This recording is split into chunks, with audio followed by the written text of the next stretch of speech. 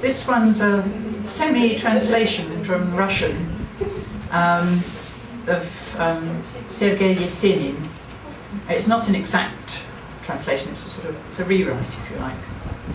Through my window, it's called the Birch Tree. Russians have a great thing about birch trees. If they haven't got a birch tree, they have to really go steal one from the forest and grow it. Through my window, the birch tree, dusted with snow, is a silver filigree.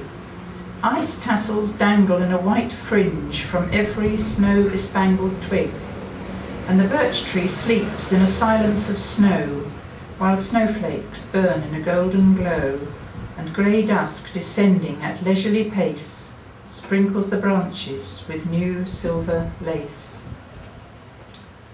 And this one, more back to England, Rain After Drought.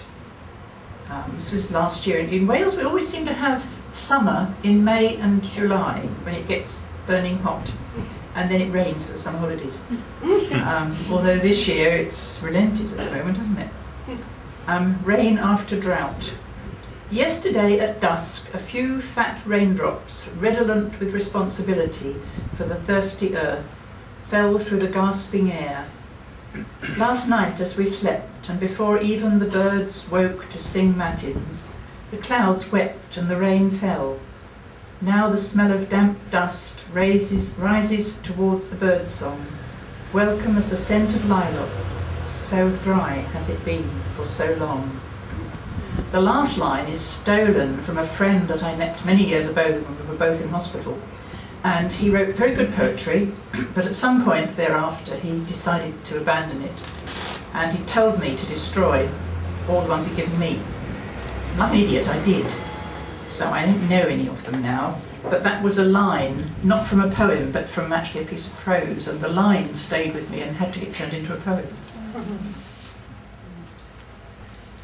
This one is even less of a translation. It's called Taking Liberties with Matobo, because it started as a translation of a poem by Matobo and sort of went its own way. Poetry should be unexpected. Everything in poetry should be inappropriate, improbable as people. Don't you know from what cast-off seeds poetry springs, shameless as dandelions by the fence and other weeds?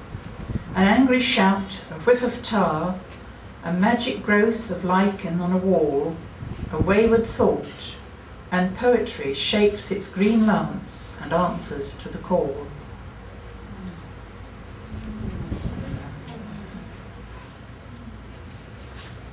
This one's back in Wales.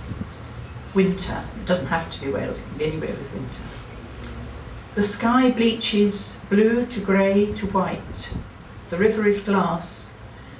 Crows, black aeroplanes, launch from the trees and swoop, skimming fields of frozen, lifeless grass. Ice stays the stream in steel fingers. Every tiny creature lingers in its lair. Sheep huddle in their wool. The land's pulse slows, and winter claims its yearly debt in full. And then a bit longer one. It's a bit gloomy, considering mortality, but it's not really gloomy, actually. At 7 years, I came to know that there would be an hour to go, a time to leave this lovely earth with all its sadness and its mirth. I knew that pilots in the sky, falling in flames from burning planes, were leaving ere their time was up, dying before their time to die.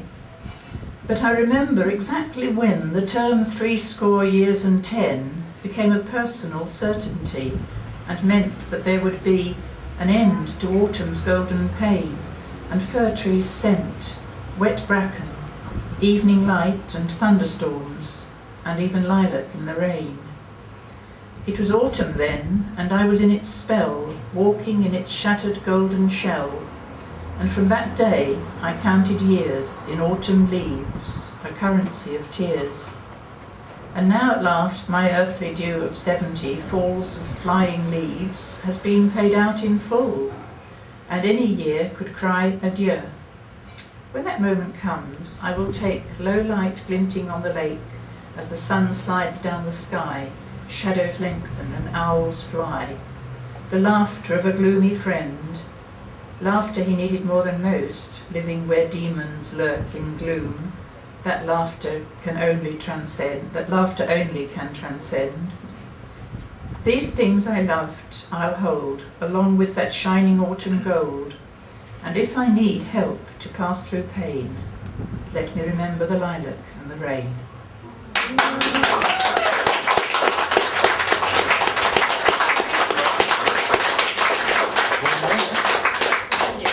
One more? Why not? Okay, on believing the unbelievable. This one on the page before. So, at the age of 7, everything seems to start from 7 with me. It must have been quite an important time. I sort of woke up at 7, I think. Well, it's when I started writing poetry anyway.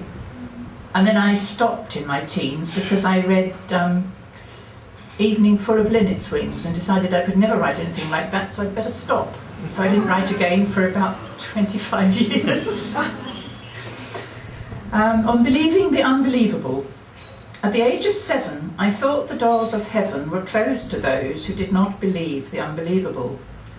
And so I tried to understand what I was told at school about a God who made me, the sun and stars and all the rules, and died in Palestine because his father told him to. 3 gods in one was more arithmetic than I could grasp.